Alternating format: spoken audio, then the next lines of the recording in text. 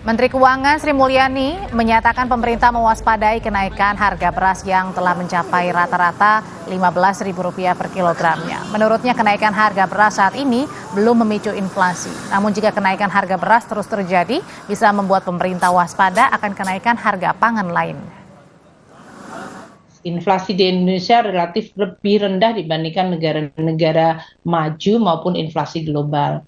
Dalam hal ini, inflasi yang relatif rendah masih terjaga hingga awal tahun, meskipun kita juga waspada terhadap kenaikan harga beras bulanan yang mencapai 7,7% year to date. Beberapa harga pangan lainnya yang juga menunjukkan kenaikan adalah bawang putih, cabai merah, daging ayam, dan telur ayam. Program stabilisasi pasokan dan harga pangan SPHP yang berlangsung di Cirebon, Jawa Barat. Warga memadati halaman alun-alun Keraton Kasepuhan, Kota Cirebon sejak pagi untuk bisa mendapatkan beras murah. Petugas berupaya mengatur sistem antrean agar tak ricuh. Dalam penjualan kali ini warga mendapatkan 1 kilogram beras dengan harga Rp10.400. Warga dibatasi beli beras murah sebanyak 10 kilogram.